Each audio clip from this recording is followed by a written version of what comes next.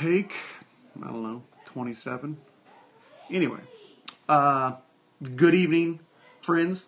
Hope you're having a great conference. Hope that you're gaining valuable insights from God's Word and the lessons that you heard so far, and I hope that continues over this evening and even tomorrow as you continue in the conference. Brian had asked me to do a testimony, a 10-minute devotional on technology and the use of technology and any convictions or hedges I've built around the use of that and share those with you. So that's what I'm going to do. And I thought, hey, what a better idea than to deliver it via technology. So I got my iPad here and I'm recording myself. It's actually 3 o'clock, 3:32. I got to leave in an hour to head down to you guys. So, but anyway, so I'm recording this for you, and we're displaying it up on a highly untechnological sheet screen thingy. But it all balances out. You know, I got the iPad here, and we got the sheet up there, so it all balances out. Anyway, on a more serious note, I want to preface this discussion with something that Brian said in his, I think he was quoting C.J. Mahaney. Let me get up here. I can't remember exactly what it was. He spoke about it last night, and that we need to understand that our hearts are sinful, and we have a bent towards being seduced by sin. We're easily tempted, being sinful in nature. So we need to keep that in mind. We need to understand that our hearts and our desires are the problem, the main problem, okay? And that we need to address those initially and first, okay? We need to be renewed in the spirit of our mind. And actually, I got a verse here, Ephesians 4:22 and 24, summarized, obviously. Put off your old self. I'm reading this backwards. It's kind of hard. Renew your minds and put on the new self, okay? That's what we're to do. Obviously, you need to be saved.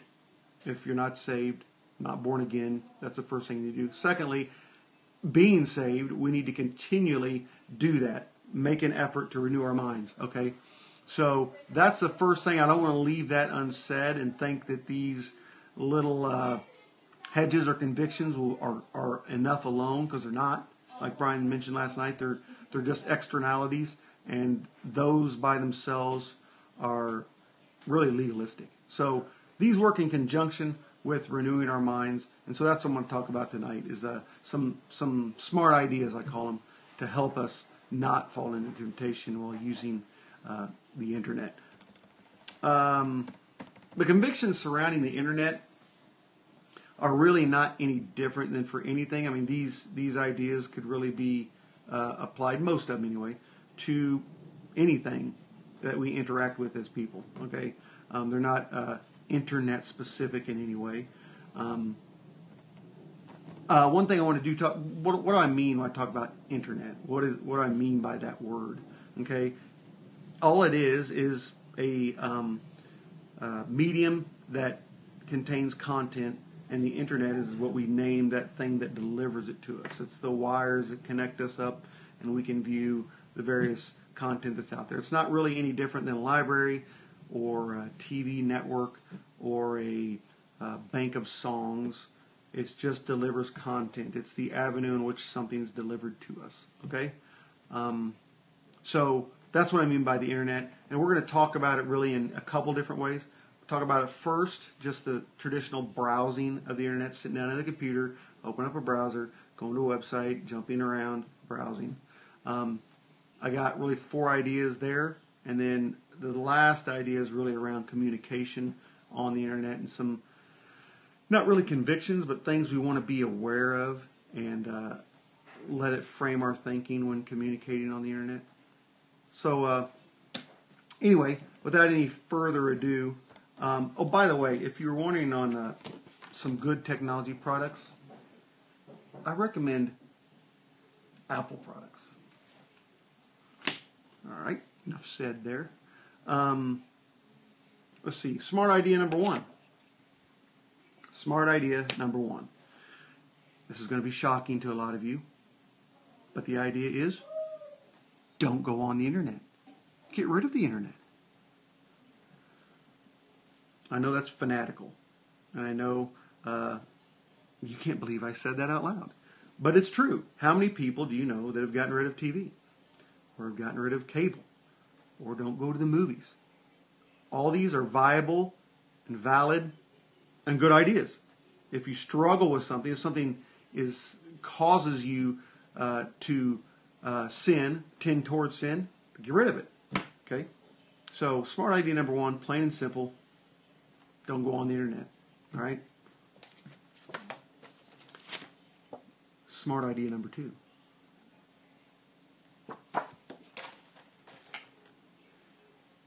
Go on the internet with a purpose.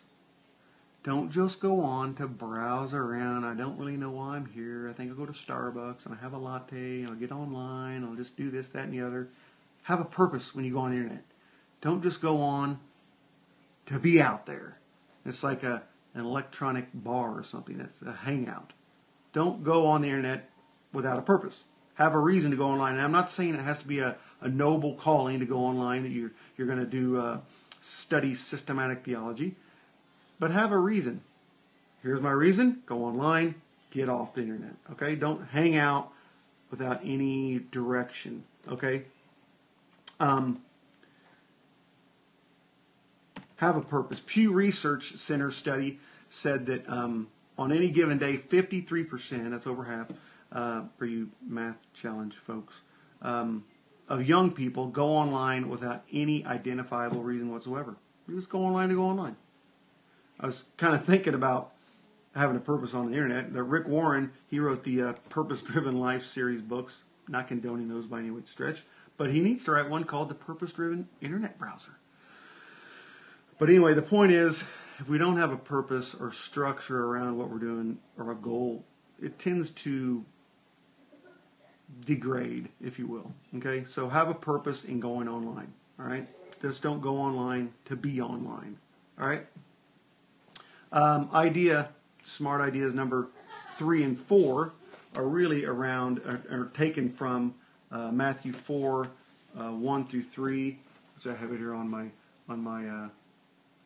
sheet for you. If you can all read that, I don't know. So in Matthew 4, 1 through 3 says, Then Jesus was led up by the Spirit into the wilderness to be tempted by the devil. And after fasting for 40 days and 40 nights, he was hungry. And the tempter came. Okay? So, he was fasting, he was hungry, then the tempter came. All right? That's key to what we're going to talk about here, these next two ideas. The first one, smart idea number 3, don't go online when you're tired. Don't go on late at night. Okay? All these things. Don't go online when you're tired. And the next one we'll talk about in a minute. Don't go online when you're alone. Okay? When you're tired, Discipleship Journal posted an article that said, temptations come when we are in a weakened state physically or emotionally, when we are exhausted and emotionally spent. In a survey on temptation among readers of Discipleship Journal, the respondents noted temptations were most potent when they're physically tired. Okay? We need to be aware of our state of mind. We are weak. We're easily seduced.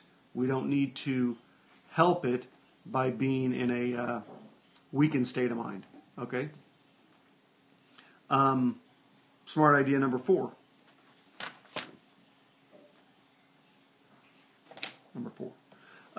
Don't go on the internet when you're alone, or at least limit that. I know sometimes that's hard to do, but going back to Christ's temptation, who was Christ with when he was tempted? Nobody. He was alone. Okay? Again, temptation is opportunistic. All right? Don't go on the internet when you're alone, and especially if you're alone and tired. That's a real recipe for disaster. Okay? So 4 practical, smart ideas, convictions to consider adopting, and we'll just run through those real quick. Don't go on the internet. Period. Get rid of it. Number 2, have a purpose. There needs to be structure around our internet browsing. Don't need to just go on there just to browse and around. Okay. And number 3, don't go on the internet when you're tired. And number 4, don't go on the internet when you're alone. Okay. The 5th one, you guessed it, smart idea. Number 5 is with the proliferation of mobile devices and the social communities. There's been a huge increase in electronic communication. All right, you can tweet to your followers, you can post Facebook to your followers, you can text many people, you can email many people, and these 2 sub-points underneath number 5 are around that communication, kind of what it's created. One thing, and the first one there is, don't let electronic communication replace traditional voice-to-voice or face-to-face communication. It's not good for the relationship. Obviously, if it's the only way you can do it, that's fine. But if you can speak face-to-face or you can speak voice-to-voice, that's much better than speaking via text. All right. It's some of the statistics are funny. There's over 1 billion texts sent a day by young people, mostly teens. I think it's 17 to 23. That's the range. Mostly by girls. That's 60% girls, 40% boys, something like that. But here's a typical scenario that I've personally been involved with my daughter, who's not a teenager. She's 24 now. But I'll want to get a hold of her, and so I call her up, and then it goes right to voicemail. I know her phone's not off because that's never happened. It's never been off. But I'll get a text 5 seconds later say, yeah, what do you need? I'm like, answer the phone. It's the green button. When it rings, you push it and you put it up to your ear and you can hear my voice. It's a wonderful thing. It's actually what phones were invented for. Anyway, that's the scenario. And it's more and more common. Don't know if any of you have had experience with that, but people don't want to talk. They want to text.